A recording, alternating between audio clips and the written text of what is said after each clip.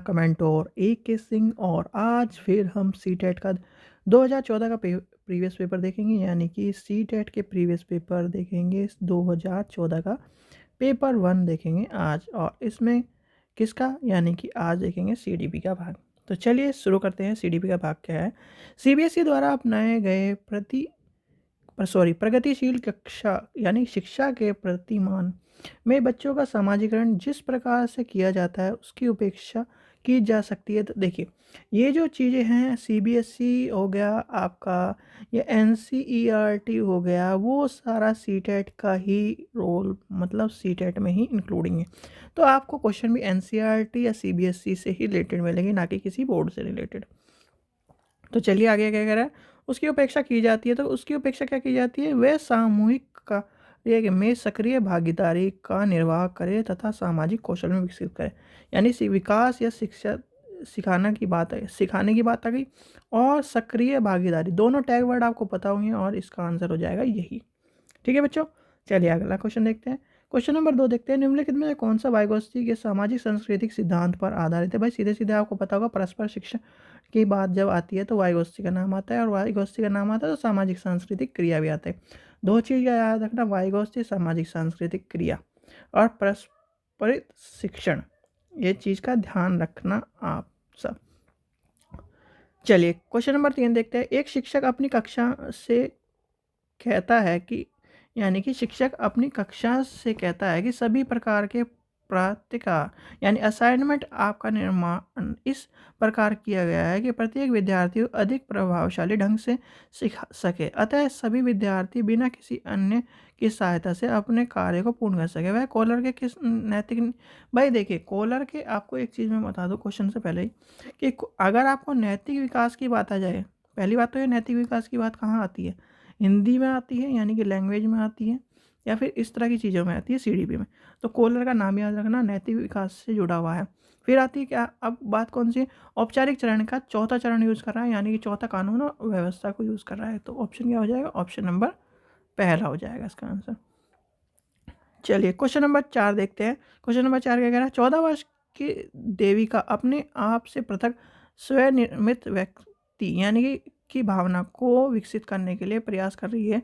तो वो कौन सा चीज़ों को विकसित करना चाहती है, स्वयं सततता, यानी कि ऑप्शन नंबर 2। भाई इस तरह का जब आपको है सेल्फ चीज़ों को मोटिवेट करना या सेल्फ एक तरह से अट्रैक्शन करना, सेल्फ स्टडी करना, तो ये सब चीज़ें आपको ध्यान रखनी चाहिए कि इस तरह की चीज़ें आपको काम आएंगी। क्वेश्चन नंबर 5 देखते हैं। 5 क्या कह रहा है। प्रगतिशील कक्षा के संदर्भ में निम्नलिखित में से कौन सा कथन जॉन डीवी के अनुसार सुनिश्चित किया गया है। तो जॉन डीवी के अनुसार कौन सा सुनिश्चित किया गया था, इसका ऑप्शन हो जाएगा, विद्यार्थी को स्वयं की सामाजिक समस्याओं को सुलझाने में सक्षम होते हैं, यानी कि अपनी समस्या को सुलझाने में सक्षम होना चाहिए। चलिए क्वेश्चन नंबर 6 देखते हैं। भाषा अवबोधन से संबंधित विकार है, तो भाषा अवबोधन से भाषा घात, यानी कि ऑप्शन नंबर 4 हो जाएगा। चलिए क्वेश्चन नंबर 7 देखते हैं। क्वेश्चन नंबर 7 क्या कह रहा है। निम्नलिखित में कौन सा आलोचनात्मक दृष्टिकोण बहुबुद्धि सिद्धांत यानी थ्योरी ऑफ मल्टी इंटेलिजेंस के संबंधित नहीं है। भाई आपको थ्योरी ऑफ मल्टी इंटेलिजेंस के संबंध में एक चीज़ और मैं बता दूं, KVS की आप तैयारी कर रहे होंगे, जो भी KVS की तैयारी कर रहा है, इससे थ्योरी ऑफ मल्टी यानी कि बहुबुद्धि सिद्धांत को आपको पता होना चाहिए, थ्योरी ऑफ मल्टी इंटेलिजेंस, इस चीज़ का ध्यान रखें। तो इसका आंसर क्या, तो इसका आंसर होगा प्रतिभाशाली विद्यार्थियों के प्राय एक क्षेत्र में ही अपनी सृष्टि दर्शाता है, यानी कि ऑप्शन नंबर 3 हो जाएगा इसका आंसर। चलिए आगे चलते हैं। क्वेश्चन नंबर 8, बहुबुद्धि सिद्धांत को वैध नहीं माना जा सकता, क्यों नहीं माना जा सकता। बस उसका कारण है विशेष शिक्षणों के अभाव में भिन्न बुद्धि यानी डिफरेंट इंटेलिजेंस का मान नहीं, यानी संबंधित नहीं होती, यानी कि ऑप्शन नंबर पहला आ जाएगा इसका आंसर। चलिए आगे चलते हैं। क्वेश्चन नंबर 9 देखते हैं। कक्षा में विद्यार्थी की व्यक्तिगत भेदता, यानी कि व्यक्तिगत भेदता क्या होगा, लाभकारी है क्योंकि विद्यार्थियों की संज्ञानात्मक रचनाओं को खोजने में अध्यापक को प्रयास करना होता है, यानी कि ऑप्शन नंबर 4 हो जाएगा इसका आंसर। चलिए क्वेश्चन नंबर नेक्स्ट देखते हैं। क्वेश्चन नंबर 10 देखते हैं। विद्यालय आधारित आकलन प्रारंभ किया जाता है। भाई विद्यालय आपको दो चीज़ों का पता होना चाहिए, एक विद्यालय आधारित आकलन और एक बाह्य आकलन। भाई बाह्य आकलन में ये सब चीज़ें होती है कि आपको टीचर जो आपकी कॉपी चेक करता है, यानी आपका मूल्यांकन करता है, वो आपकी कॉपी पे करता है, ठीक है।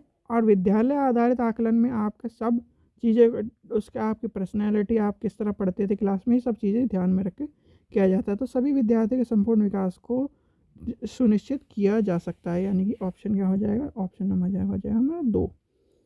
चलिए आगे चलते हैं। क्वेश्चन नंबर 11 देखते हैं। निम्नलिखित में कौन सा अन्य विकल्पों से संबंधित नहीं है? तो कौन सा अन्य संबंधों से विकल्प सही नहीं है? स्व आकलन के कौशल को प्रतिमानता करना, यानी कि ऑप्शन नंबर 4। चलिए क्वेश्चन नंबर 12 देखते हैं। निम्नलिखित में कौन सा प्रश्न अपने विशिष्ट क्षेत्र से ठीक तरह से मिला हुआ है? तो मिला हुआ कौन सा है? आप देखिए, निर्धारण कीजिए कि किया गया मानकों विश्लेषण से कौन सा मापक आपको उत्तम परिणाम पाने में सर्वाधिक सहायता करता है, यानी ऑप्शन क्या हो जाएगा, 4। ठीक है बच्चों, चलिए आगे चलते हैं। क्वेश्चन नंबर 13 देखते हैं। निम्नलिखित में कौन से सर्वाधिक प्रभावकारी विधि हो सकती है जो आपके इस अपेक्षाओं को पूरा कर सके कि वंचित विद्यार्थी अपने भागीदारी द्वारा सफल हो सकता है? तो वो क्या होगा, उनकी सफलता हेतु उनकी क्षमताओं में विश्वास का अभिव्यक्त करना, यानी कि ऑप्शन नंबर 1 हो जाएगा इसका आंसर। चलिए नेक्स्ट देखते हैं। क्वेश्चन नंबर 14 देखते हैं। क्वेश्चन क्या कह रहा है? निम्नलिखित में कौन सा विकासात्मक विकार का उदाहरण नहीं है? पहले हम नहीं है पर अंडरलाइन करेंगे सॉरी, नहीं है। एक चीज़ और मैं अभी बता दूं, देखिए मेरी तबीयत मतलब ख़राब नहीं है, पर एक चीज़ का ध्यान रखना, 29 तारीख यानी 29 दिसंबर से जनवरी में पेपर है और वहाँ पर पड़ेगी ठंड, और ठंड पड़ने की वजह से अपनी तबीयत ख़राब मत कर लेना। तबीयत ख़राब हुई तो CTET में जब आप 2.5 घंटे या दोनों पेपर में 2.5 घंटे बैठेंगे, सीधी सीधी बात है 3 घंटे तो मैक्सिमम बैठना ही है। 3 घंटे कैसे भाई, 1 घंटा तो आपको पहले घुसा लेंगे, 3 घंटे से ज़्यादा बैठोगे और 4 गजब घंटे बैठोगे आप, और घर से जल्दी भी निकलोगे तो तबीयत आपकी ख़राब हो जाएगी, और तबीयत ख़राब हो जाएगी अगर पहले से आपकी तबीयत ख़राब है, और वहाँ पर बैठने में आपको दिक्कत होगी। इसलिए अपनी तबीयत का ध्यान रखना, मैं इसलिए आपको पहले ही कह रहा हूँ। चलिए, अभिव्यक्त्मक तनाव, यानी कि ऑप्शन नंबर 3 हो जाएगा इसका आंसर। चलिए क्वेश्चन नंबर 15 देखते हैं। बहुशिक्षा शास्त्रीय तकनीक वर्गीकृत आधारित सामग्री, बहु आकलन तकनीक तथा परिवर्तनीय जटिलता एवं सामग्री का स्वरूप निम्नलिखित में किस संबंधित है? तो है विभेदित अनुदेतात्मक, यानी कि ऑप्शन नंबर 3। क्वेश्चन नंबर 16 देखते हैं। निम्नलिखित में से प्रतिभाशाली अधिगमकर्ताओं के लिए क्या सुनिश्चित किया गया है? तो वो क्या सुनिश्चित किया गया है? अपनी उच्च स्तरीय संवेदनात्मकता के कारण वे भिन्न श्रेणी पा सकते हैं, यानी कि ऑप्शन नंबर 3 हो जाएगा इसका आंसर। चलिए क्वेश्चन नंबर 17 देखते हैं। विद्यालयों में समावेशी मुख्यतः केंद्रित होती है, तो वो क्या होती है? विशिष्ट श्रेणी वाले बच्चों के लिए क्षमता का यश प्राप्त करने का निर्माण करती है। देखिए विद्यालय में समावेशन का मुख्य केंद्र क्या है? अब आता है समावेशन और समावेशी में बच्चे डिफरेंस सोचते हैं। देखिए एक तरह से जो मिक्स्ड एजुकेशन है, मिक्स्ड एजुकेशन का ही रोल है क्या? समावेशन करना, ठीक है, इस चीज़ का ध्यान रखना। क्वेश्चन नंबर 18 देखते हैं। बच्चे में सीखी गई निस्सहायता का कारण है, तो क्या है कारण? तो निस्सहायता का कारण क्या है? इसका आंसर होगा इस व्यवस्था में अर्जित कर लेने की वह सफलता नहीं हो सकता है। यानी क्या है? सफलता नहीं हो सकता, ये गलत धारणा है, और ये इस तरह की डिमोटिवेशन वाली चीज़ें को से बचकर रहना चाहिए और अपने स्टूडेंट्स को भी बचा कर रखना चाहिए। चलिए क्वेश्चन नंबर 19 देखते हैं। यदि एक विद्यार्थी विद्यालय में लगातार निम्न श्रेणी प्राप्त करता है तो उसके अभिभावक को उसकी सहायता हेतु परामर्श दिया जा सकता है। क्या क्या दिया जा सकता है कि वह अध्यापक को घनिष्ठ संगति के कार्य करे, यानी कि उसके इम्पोर्टेंट क्या है, ऑप्शन नंबर 1 आ जाएगा इसका आंसर। चलिए क्वेश्चन नंबर 20 देखते हैं। निम्नलिखित में से समस्या समाधान को क्या बाधित नहीं करता, तो वो है इनसाइड, यानी कि अंतर्दृष्टि सिद्धांत की बात कही गई है। चलिए क्वेश्चन नंबर 21 देखते हैं। एक शिक्षक पाठ को पूर्ण पठित पाठ से जोड़ने हेतु का सारांश लिखना सिखा रहा है, यानी कि एक तरह से पूर्ण पाठ को पढ़ाने से जोड़कर पढ़ा रहा है। तो क्या होगा, इसका आंसर आपको पता ही है, वह बच्चों को पाठ समझने की शैली विकसित कराने में सहायता करा रहा है, यानी कि ऑप्शन नंबर 1 हो जाएगा इसका आंसर। चलिए क्वेश्चन नंबर 22 देखते हैं। 22 क्या कह रहा है। एक बच्चा अपनी मातृभाषा सीख रहा है, वह दूसरी बच्चों वही भाषा द्वितीय भाषा के रूप में सीख रहे हैं। दोनों निम्नलिखित में कौन सा समान प्रकार की त्रुटि कर सकते हैं, तो वो है विकासात्मक, यानी कि ऑप्शन नंबर 3 हो जाएगा आंसर इसका। चलिए क्वेश्चन नंबर 23 देखते हैं। परीक्षा में तनाव नशे का प्रभावित करता है तथा यह तथ्य निम्नलिखित में से किस प्रकार के संबंधी स्पष्ट करता है, तो वो है संज्ञानात्मक भावना, यानी कि ऑप्शन क्या आ जाएगा, ऑप्शन नंबर 1 हो जाएगा। क्वेश्चन नंबर 24 देखते हैं। एक अध्यापक उस बच्चे के साथ परामर्श करता है जिसके निर्णयात्मकता प्रगति व दुर्घटना के पश्चात अनुकूल नहीं है। निम्नलिखित में से कौन सी प्रक्रिया विद्यालय के परामर्श के सबसे बेहतर हो सकती है, तो वो क्या होगी, वो होगी वह अपने विचारों द्वारा खोजने करने हेतु लोगों के आत्मविश्वास का निर्माण करना। ठीक है। चलिए क्वेश्चन नंबर 25 देखते हैं। एक विद्यार्थी उच्च स्तरीय सृजनशीलता रंगमंच कार्य कलाकार बनने चाहता है, यानी कि क्या है, वो क्रिएटिव रचनात्मक कलाकार बनना चाहता है। तो उसमें निम्नलिखित में कौन से उपाय सबसे कम प्रभावी होंगे, तो इसका आंसर होगा, आप देखिए इसका आंसर होगा राज्य स्तरीय प्रतियोगिताओं को जीतने का प्रयास करना ताकि छात्रवृत्ति पाया जा सके। भाई छात्रवृत्ति के लिए जो क्रिएटिव स्टूडेंट होगा वो उसके लिए तैयारी नहीं करेगा। चलिए क्वेश्चन नंबर 26 देखते हैं। निम्नलिखित में कौन सा सिद्धांतात्मक ये इसमें सिद्धांतकर्ता क्या कह रहा है, स्पष्ट नहीं। अपने बच्चों की वृद्धि व विकास को कठोर अध्ययन करने की बात कर रहा है, तो वो होगा मैस्लो, यानी कि ऑप्शन क्या है, ऑप्शन होगा। चलिए क्वेश्चन नंबर 27 देखते हैं। निम्नलिखित में से कौन सा तत्व